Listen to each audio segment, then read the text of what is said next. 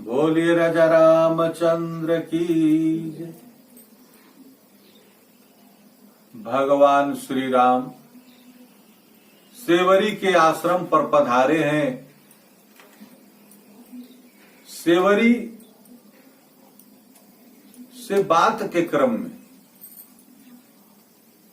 जो बातें हो रही हैं सेवरी से, भगवान ने सेवरी माता को 3 बार भामिनी शब्द कह करके संबोधित किया। 2 बार परमार्थ में और 1 बार स्वार्थ में भामिनी शब्द कह करके संबोधित किया। भामिनी का मतलब होता है संसार की सबसे सुंदर नारी। संसार की सबसे सुंदर नारी को भामिनी कहा जाता है। यहां सेवरी 80,000 वर्ष की अवस्था की हो चुकी है, कमर टेढ़े हो चुके हैं, चाम झुर्रियां छोड़ चुकी है, मुख में दांत नहीं है, आंख कोटर में चले गए हैं, बाल सनकुट हो गए हैं। अब तो वो एक डंडे के सहारे चलती है। भीलनी जाति की है, जंगल में रहने वाली है, कोई सेंट पाउडर तेल साबुन लगाती भी नहीं है। ऐसे कोई शरीर से कोई सुंदर नहीं है। फिर भी भगवान ने भामिनी शब्द का प्रयोग किया है।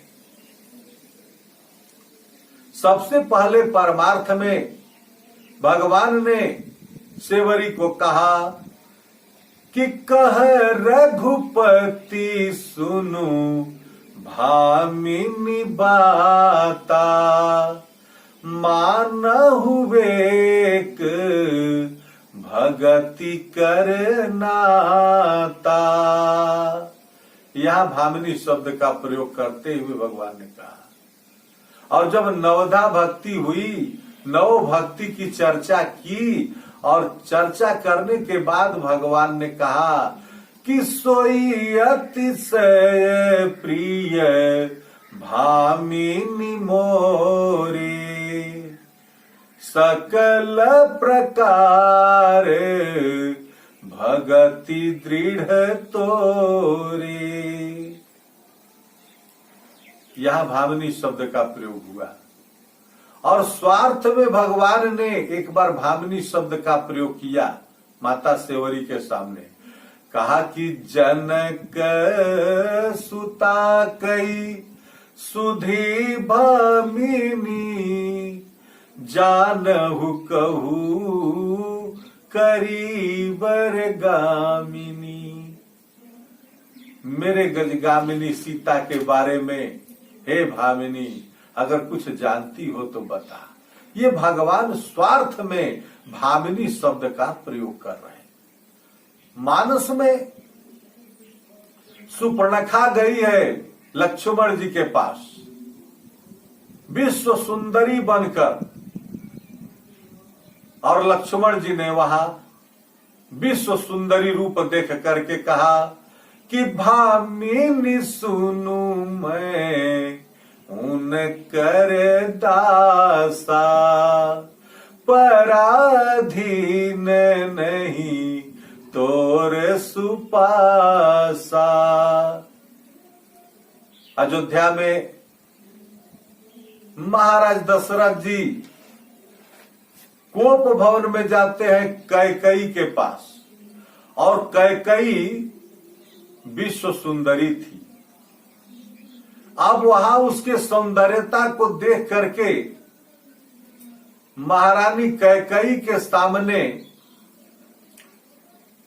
बहुत सा वादा किए कि हे महारानी, तुमको किस चीज की जरूरत है? आज जो कहोगी हम हर बात मानने के लिए तैयार हैं। जो असंभव कार्य है उसको भी संभव करने के लिए तैयार हैं। तुम केवल अपने मुख से कहो तो। अगर कहोगी मुख से तो दशरथ को देने में देर नहीं लगेगी। कहने में देर हो सकती है, मांगने में देर हो सकती है, लेकिन देने में देर नहीं हो सकती है दशरथ को। जब विश्वास नहीं हुआ, इनकी बहुत सारी बातों पर, ओछी बातों पर विश्वास नहीं हुआ, तब महाराज दशरथ जी ने अंत में एक बात कहा, शपथ खाया राम का।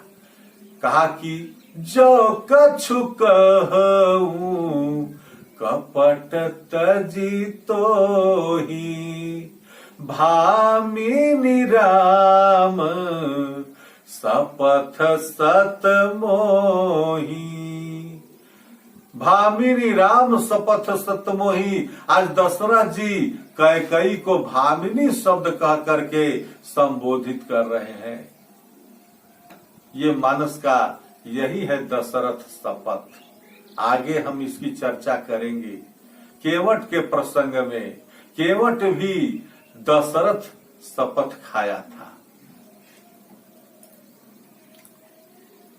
मोहि राम राउरियान दशरथ शपथ सब साची कहो। ये जो है इस प्रसंग में आगे हम इसकी चर्चा करेंगे, लेकिन यही है दशरथ शपथ। जो कछु कहूं कपट तज तो ही, अभामिनी राम शपथ सत मोहि। अब यहां विचार कीजिए कि प्रभु श्री राम ने जो देखने में कोई सुंदर नारी नहीं लगती थी सेवरी, लेकिन प्रभु श्री राम ने संसार की सबसे सुंदर नारी कह करके, भामिनी शब्द कह करके संबोधित किया। संसार में सेवरी ही एक ऐसी नारी है जो नवधा भक्ति से परिपूर्ण है।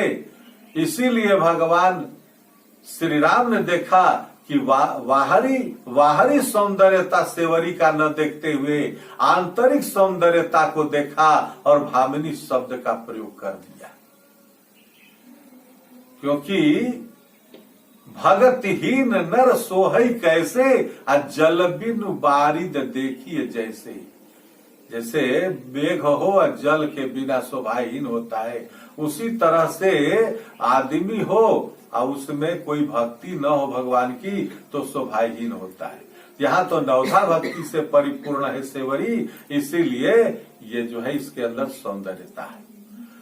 लक्ष्मण जी ने सुपर्णखा को बाहरी सौंदर्यता देख करके भामिनी शब्द का प्रयोग किया, क्योंकि सुपर्णखा विश्व सुंदरी बनकर गई थी। और महाराज दशरथ जी ने जो कैकेयी को भामिनी शब्द कह करके संबोधित किया, वो कैकेयी के बाहरी सौंदर्यता को देख करके किया।